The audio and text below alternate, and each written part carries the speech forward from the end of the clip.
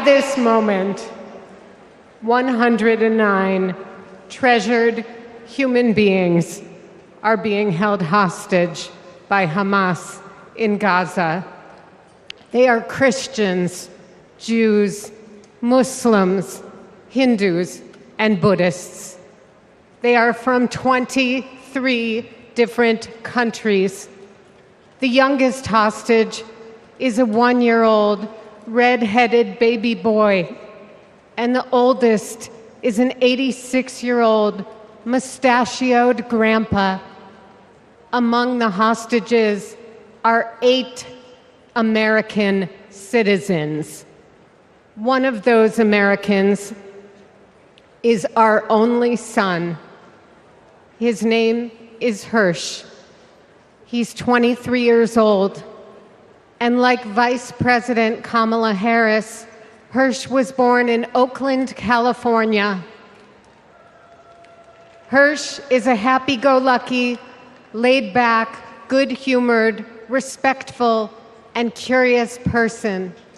He is a civilian.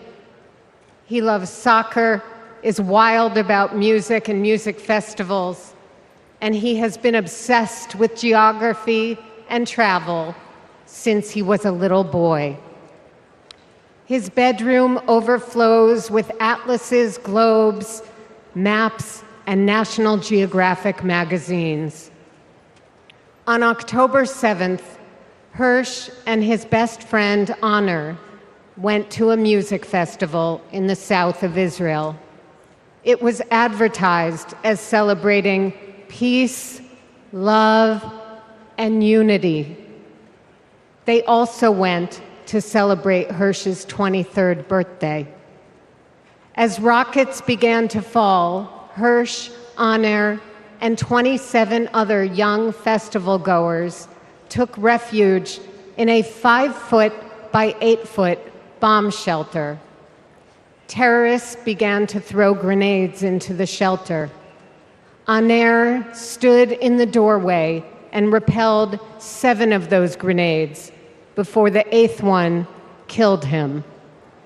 Altogether at the Nova Music Festival, 367 young music lovers were killed. This was just one of the many attacks on neighborhoods and communities in southern Israel on that terrible day.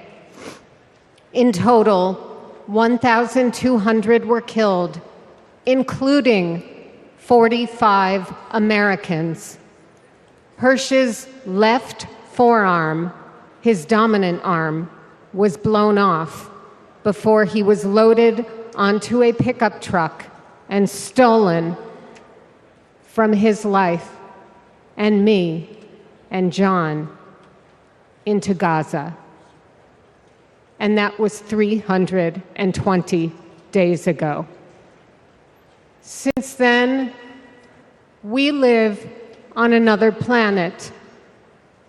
Anyone who is a parent or has had a parent can try to imagine the anguish and misery that John and I and all the hostage families are enduring.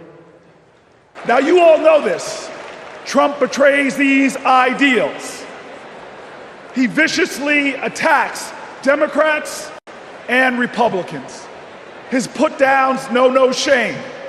John McCain's military service, Nikki Haley's heritage, women, people with disabilities, trans people, our veterans. He is indiscriminate in his put-downs. His is the politics of smear and fear, not inspiration and elevation. Donald Trump speaks more of American carnage than American compassion. But in America, you can't lead the people if you don't love the people. All the people. On the other side of the border, the traffickers, they pack migrants into 18-wheelers like cattle, 50, 100 at a time. Then they seal the doors. That's when the 911 calls come. We hear them, desperate, terrified, gasping for air. Now, sometimes we get there in time. Sometimes, despite our best efforts, we can't. When Donald Trump comes down to Texas, stands next to officers in uniforms just like mine, he's not there to help us. Don't think that, not for a second. He is a self-serving man.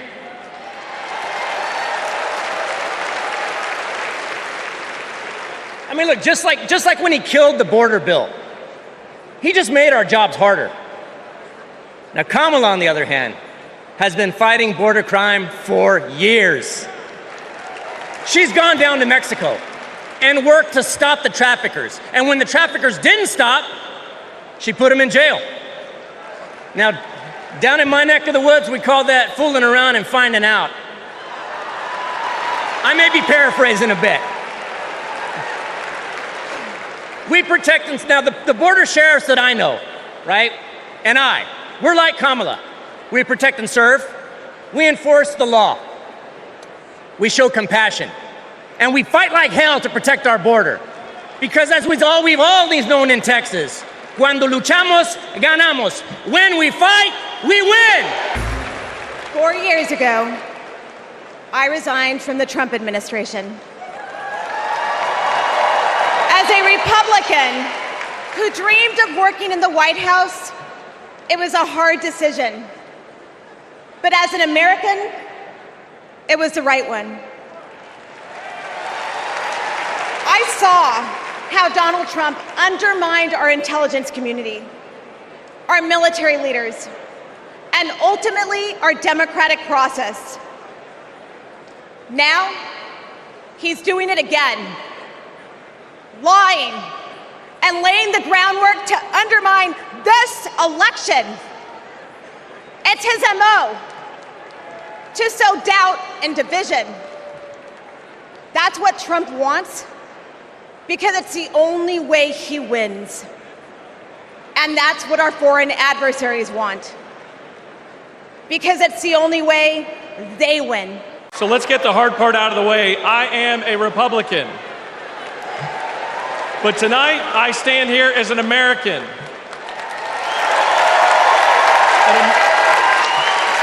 An American that cares more about the future of this country than the future of Donald Trump. My journey started to this podium years ago when I realized Donald Trump was willing to lie, cheat, and steal to try to overturn the 2020 election.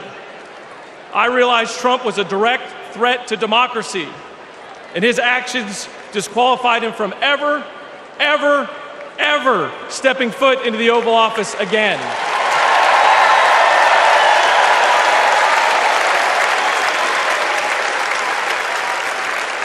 I could spend my time revving up this crowd, but I'm certain I don't have to talk anybody out of voting for Donald Trump here. So I'm going to focus my attention on the millions of Republicans and independents that are at home that are sick and tired of making excuses for Donald Trump.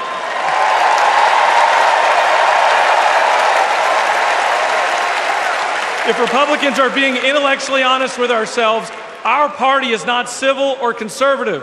It's chaotic and crazy, and the only thing left to do is dump Trump.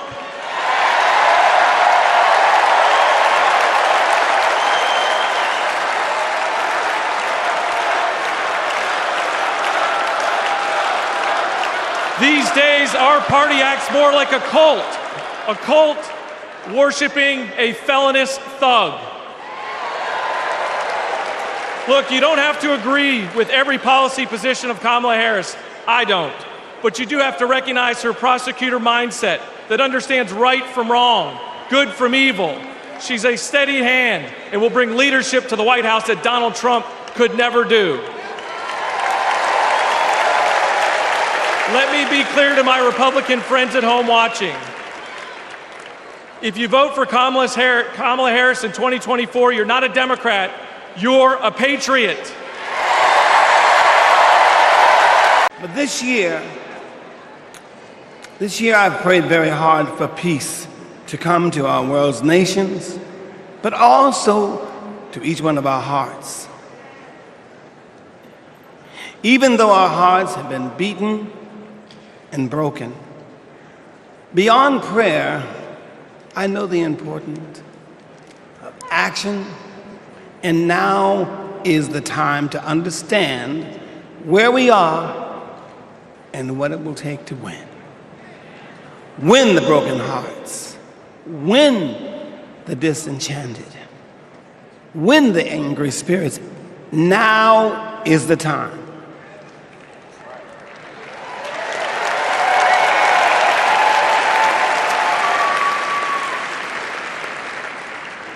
This is the moment to remember when you tell your children where you were and what you did. As we stand between history's pain and tomorrow's promises, we must choose courage over complacency.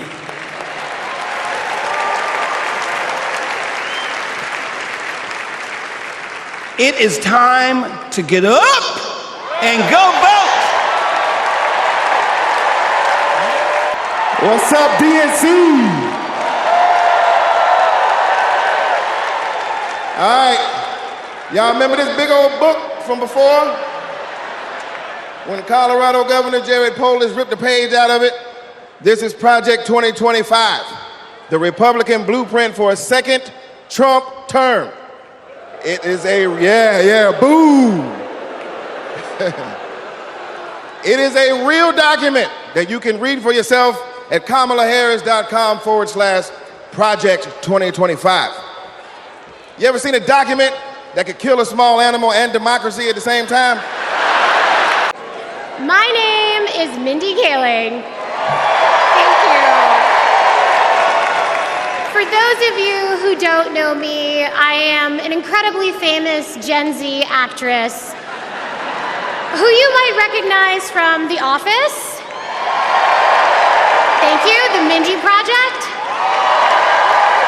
Or as the woman who courageously outed Kamala Harris as Indian in an Instagram cooking video. Yes, you're welcome. I am so proud to be here supporting my friend. But the real reason I am here is that deep down, I truly believe that as a woman of color and as a single mother of 3, it is incredibly important that I be appointed ambassador to Italy. That's how this works, right? That's like why I'm here. I've never been, I'm dying to go. And guys, I just really need a break. I know it's not the priority tonight, but just think about it. I am actually here because I have known the Vice President for a long time, and I want to tell you a story about one of the first times I ever met her. She wasn't Madam Vice President then. She was my senator, and we were filming a video where she came to my home to cook dosas, a South Indian dish. Yes, it's not every day that a senator comes over, and I was pretty nervous. But when she arrived, we immediately hit it off. We talked about the love we have for our moms, who had both passed away from cancer. Both of our mothers were immigrants from India who came to America and committed their lives to serving others. My mother, Swati, became an OBGYN. Thank you. Kamala's mother, Shaimala, became a scientist with a PhD who dedicated her life to trying to find a cure for cancer. And after speaking to Kamala, it was clear to me that Shaimala had passed down the same optimism and fearlessness to her daughter.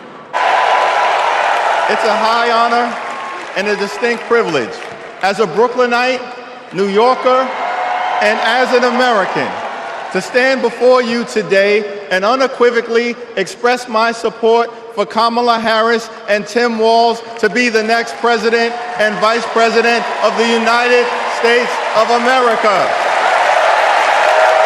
Over the last few years, House Democrats have been hard at work, and we could not have asked for a better leader to partner with than President Joseph Robinette Biden, who will go down as one of the most consequential presidents of all time. Last month, President Biden selflessly passed the torch to Vice President Kamala Harris, who is ready, willing, and able to fight for the people. After the last 2 days, aren't you proud to be a Democrat? And I am very grateful to the Republicans and independents that have joined us, have been up here on the stage, and I hope they feel better about it now. Because I've seen all these things that even I have to be reminded of from time to time when I get my spirits down. I love seeing the Obamas here. I love seeing President Biden. And I thought Hillary gave a great speech, too. And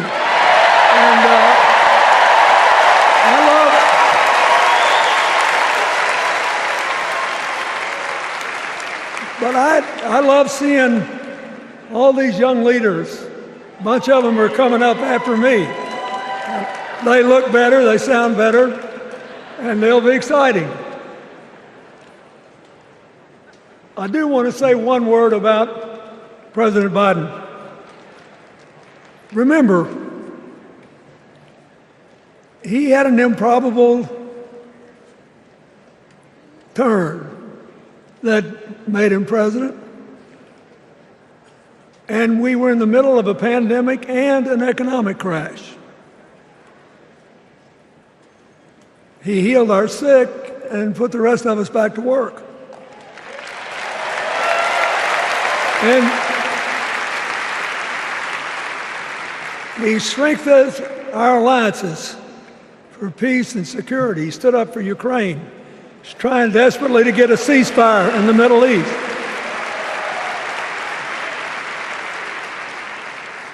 And then he did something that's really hard for a politician to do. He voluntarily gave up political power. And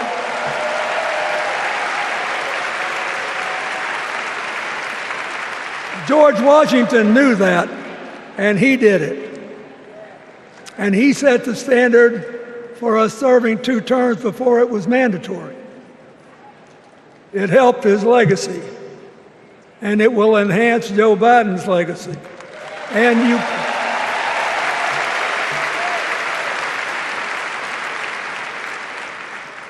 it's a stark contrast to what goes on in the other party. So I want to thank him for his courage, compassion, his class, his service, his sacrifice. And every 4 years, it's a little different because the people come at the candidates, and they say, as they're saying now, here are our problems, solve them. Here are our opportunities, seize them. Here are our fears, ease them. Here are our dreams, help them come true.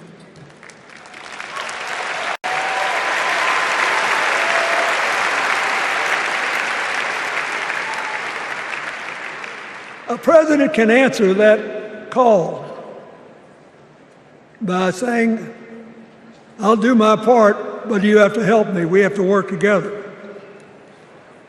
Or you can dodge what needs to be done by dividing, distracting, and diverting us. So in 2024, we got a pretty clear choice, it seems to me. Kamala Harris for the people,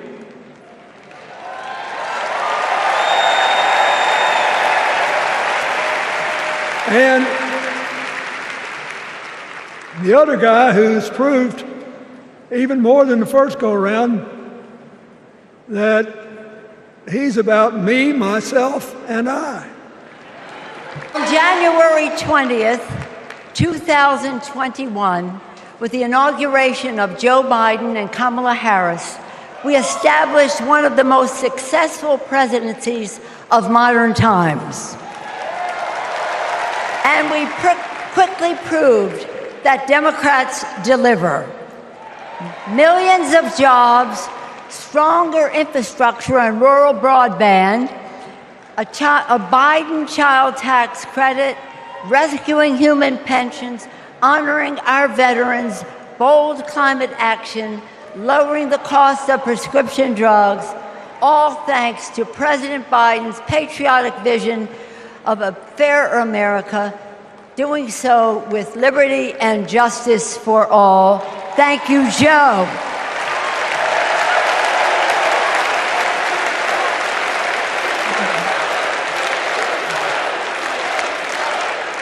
And I know that Vice President Harris is ready to take us to new heights. 2.5 centuries ago in Philadelphia, a band of patriots declared their independence from a king and set ourselves on a path of self-determination. Generation after generation has embraced that responsibility. Ordinary Americans rising up, demanding more, seeking justice. And in every chapter of our American story, we've made progress and advanced the cause of freedom. Today we find ourselves writing that next chapter. Will we be a nation defined by chaos and extremism? Or will we choose a path of decency, honor, and continued progress?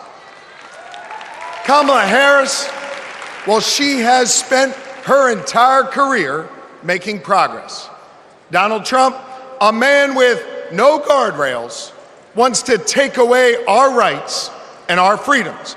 And listen, while he cloaks himself in the blanket of freedom, what he's offering isn't freedom at all.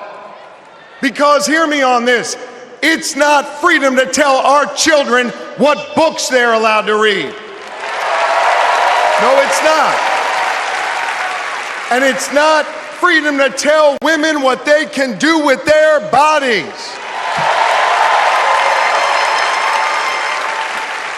And hear me on this, it sure as hell isn't freedom to say you can go vote, but he gets to pick the winner. That's not freedom. Who says you can't go home again?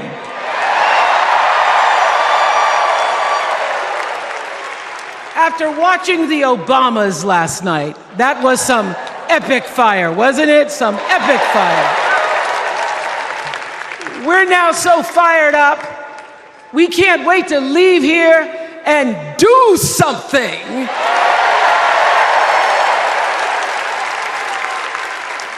And what we're going to do is elect Kamala Harris as the next president of the United States.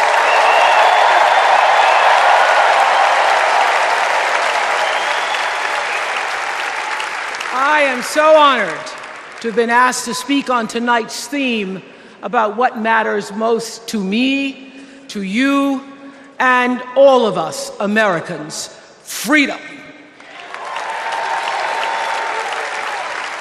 There are people who want you to see our country as a nation of us against them, people who want to scare you, who want to rule you, people who'd have you believe that books are dangerous and assault rifles are safe, that there's a right way to worship and a wrong way to love, people who seek first to divide and then to conquer. But here's the thing. When we stand together, it is impossible to conquer us.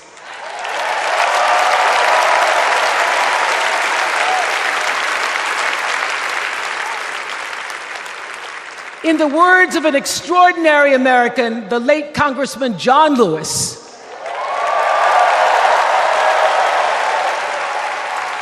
he said, no matter what ship our ancestors arrived on, we are all in the same boat now. Congressman Lewis knew very well how far this country has come, because he was one of the brilliant Americans who helped to get us where we are. But he also knew that the work is not done. The work will never be done because freedom isn't free. America is an ongoing project. It requires commitment. It requires being open to the hard work and the heart work of democracy. And every now and then, it requires standing up to life's bullies.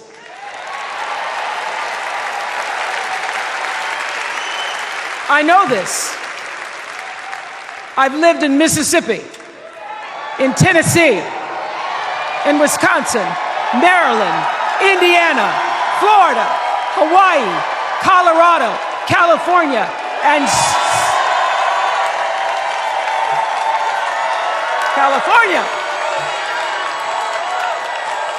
sweet home Chicago, Illinois.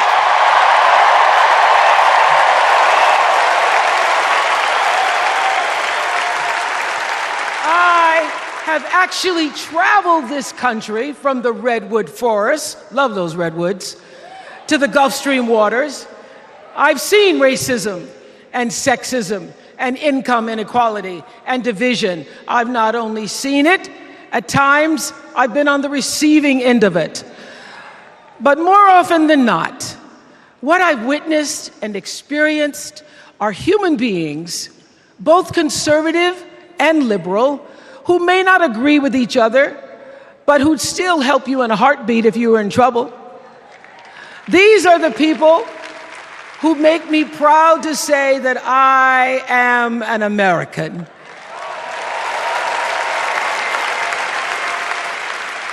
They are the best of America. And despite what some would have you think,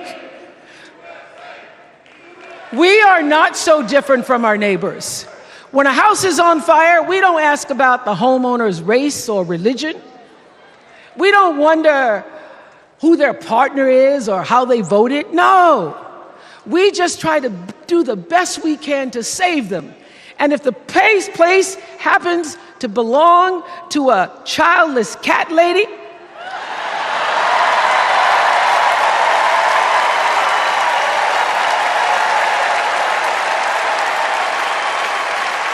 well, we try to get that cat out too. I want to talk now about somebody who's not with us tonight.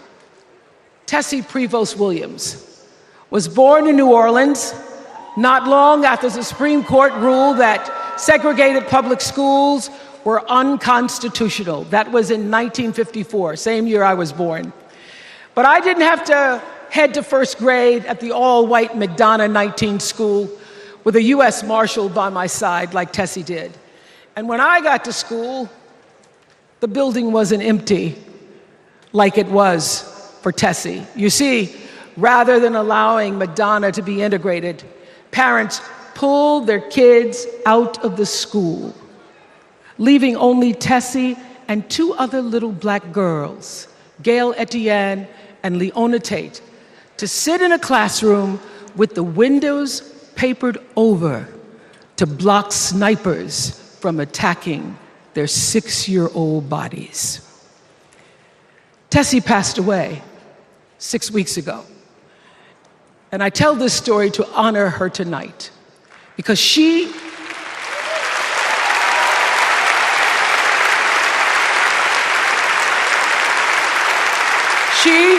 like Ruby Bridges and her friends, Leona and Gail, the New Orleans Four, they were called. They broke barriers, and they paid dearly for it.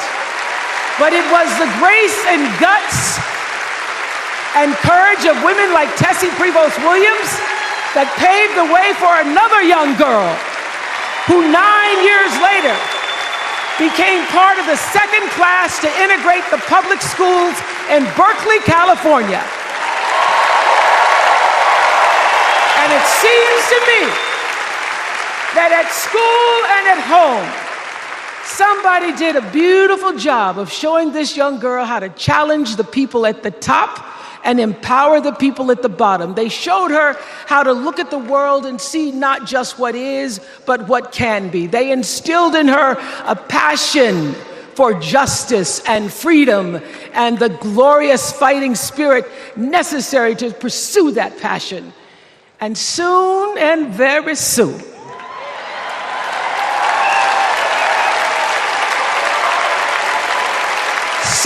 very soon, we're going to be teaching our daughters and sons about how this child of an Indian mother and a Jamaican father, two idealistic, energetic immigrants,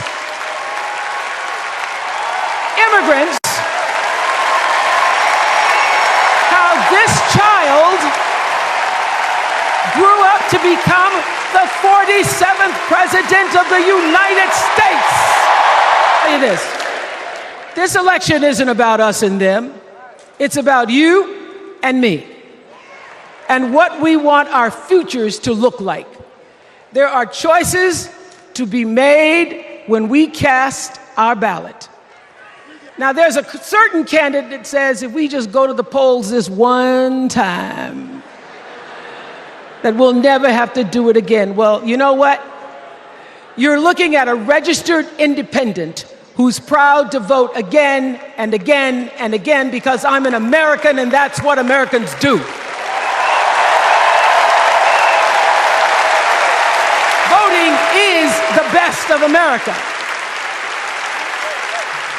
And I have always, since I was eligible to vote, I've always voted my values. And that is what is needed in this election now more than ever. So I'm calling on all you independents and all you undecideds. You know this is true. You know I'm telling you the truth, that values and character matter most of all. In leadership and in life. And more than anything, you know this is true, that decency and respect are on the ballot in 2024. Let us choose. Let us choose truth, let us choose honor, and let us choose joy.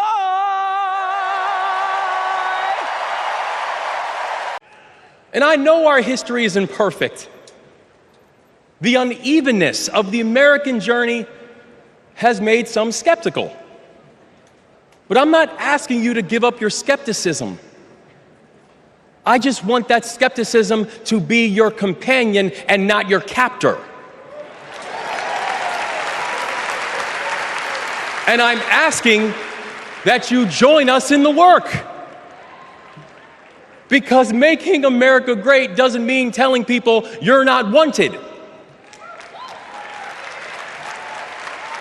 And loving your country does not mean lying about its history.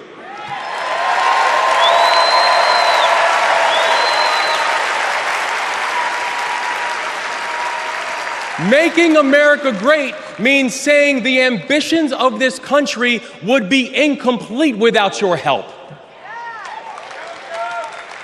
It's the legacy of those 6 workers who fixed potholes on a bridge while we slept, who were born in a different country, but who knew that America was big enough for them too.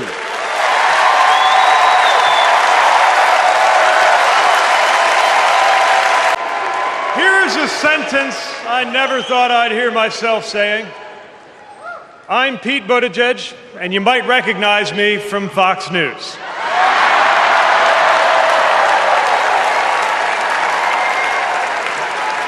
I believe in going anywhere, in service of a good cause, and friends, we gather in a very good cause, electing Kamala Harris and Tim Walz, the next President and Vice President of the United States.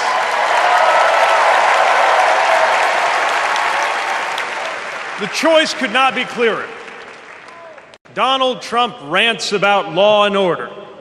as if he wasn't a convicted criminal running against a prosecutor. As if we were going to forget that crime was higher on his watch.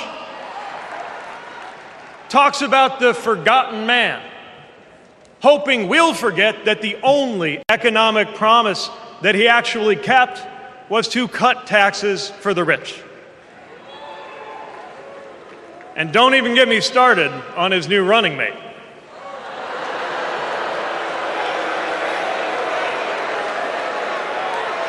At least Mike Pence was polite. J.D. Vance is one of those guys who thinks if you don't live the life that he has in mind for you, then you don't count. Someone who said that if you don't have kids, you have, quote, no physical commitment to the future of this country.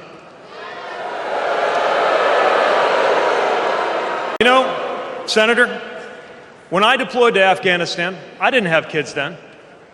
Many of the men and women who went outside the wire with me didn't have kids either. But let me tell you, our commitment to the future of this country was pretty damn physical. On behalf of the great state of Minnesota, where purple reigns, I stand before you in support of our next Vice President, Tim Walz.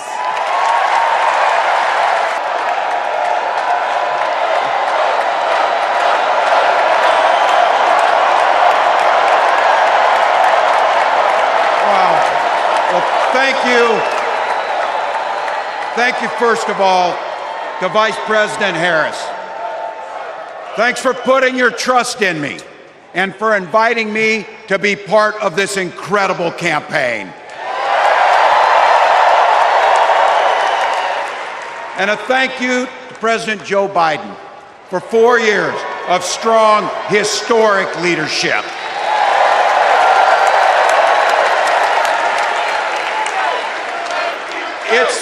It's the honor of my life to accept your nomination for Vice President of the United States.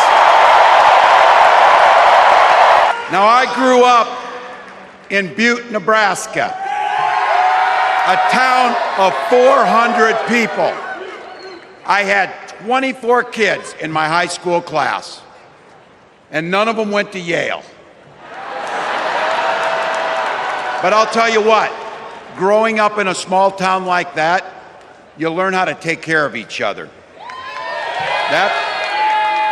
That family down the road, they may not think like you do.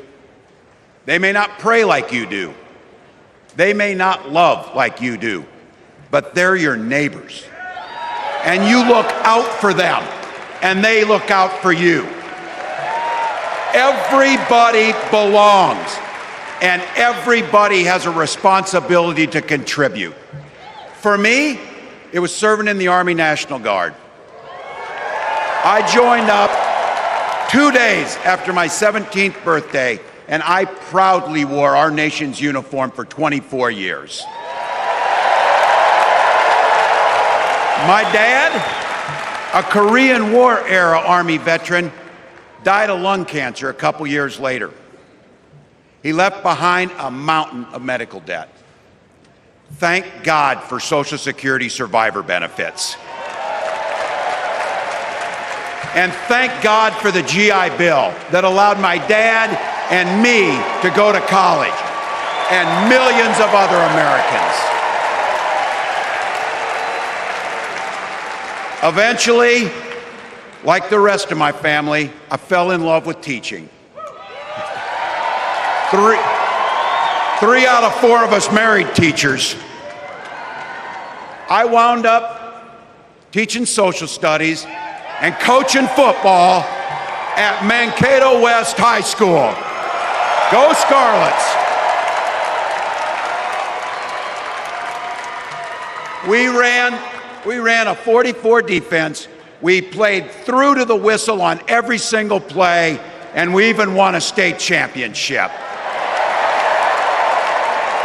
Never closed the yearbook, people.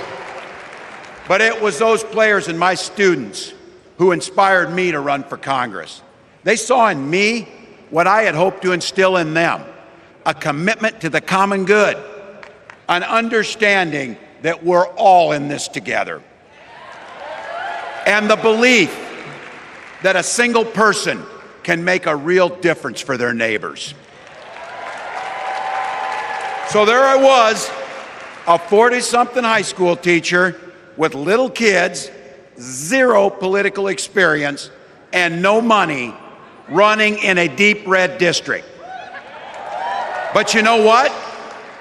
Never underestimate a public school teacher. Never. Take Donald Trump and J.D. Vance.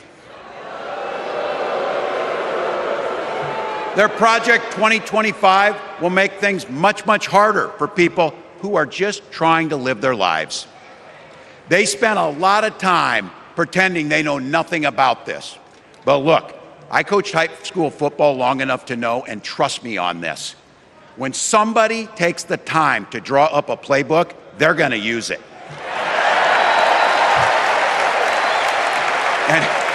And we know if these guys get back in the White House, they'll start jacking up the costs on the middle class, they'll repeal the Affordable Care Act, they'll gut Social Security and Medicare, and they will ban abortion across this country, with or without Congress. Here's the thing, it's an agenda nobody asked for. It's an agenda that serves nobody except the richest and the most extreme amongst us. And it's an agenda that does nothing for our neighbors in need. Is it weird? Absolutely. Absolutely. But it's also wrong. And it's dangerous. It's not just me saying so. It's Trump's own people. They were with him for 4 years. They're warning us that the next 4 years will be much, much worse. You know, when I was teaching, every year we'd elect a student body president. And you know what? Those teenagers could teach Donald Trump a hell of a lot about what a leader is.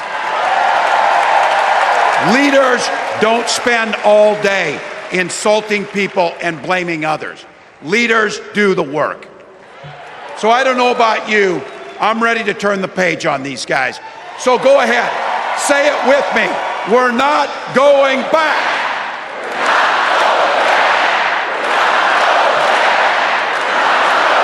We've got something better to offer the American people. It starts with our candidate, Kamala Harris. From her first day as a prosecutor, as a district attorney, as an attorney general, as a United States senator, and then our vice president, she's fought on the side of the American people. She's taken on the predators and fraudsters. She's taken down the transnational gangs, and she stood up to powerful corporate interests. She has never hesitated to reach across that aisle if it meant improving your lives. And she's always done it with energy, with passion, and with joy. Folks, we've got a chance to make Kamala Harris the next president of the United States.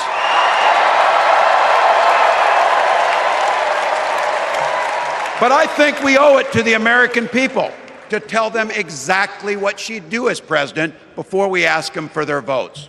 So here, this is the part, clip and save it and send it to your undecided relatives so they know.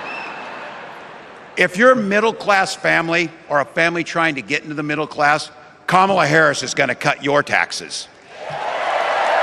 If you're getting squeezed by prescription drug prices, Kamala Harris is going to take on Big Pharma.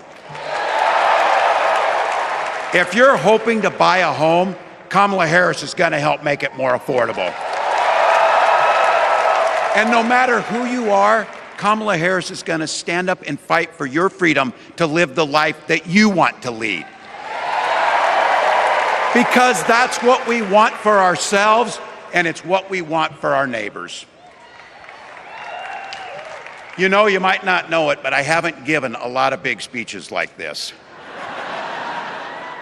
but I have given a lot of pep talks. So let me finish with this, team. It's the fourth quarter. We're down a field goal, but we're on offense and we've got the ball. We're driving down the field. And boy, do we have the right team. Kamala Harris is tough. Kamala Harris is experienced, and Kamala Harris is ready. Our job for everyone watching is to get in the trenches and do the blocking and tackling. 1 inch at a time, 1 yard at a time, 1 phone call at a time, 1 door knock at a time, 1 $5 donation at a time. Look, we got 76 days. That's nothing. There'll be time to sleep when you're dead. We're gonna leave it on the field. That's how we'll keep moving forward. That's how we'll turn the page on Donald Trump. That's how we'll build a country where workers come first. Healthcare and housing are human rights. And the government stays the hell out of your bedroom.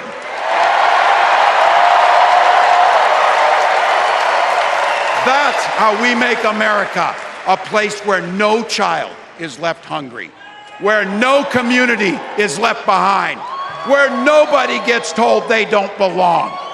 That's how we're gonna fight. And as the next president of the United States always says, when we fight,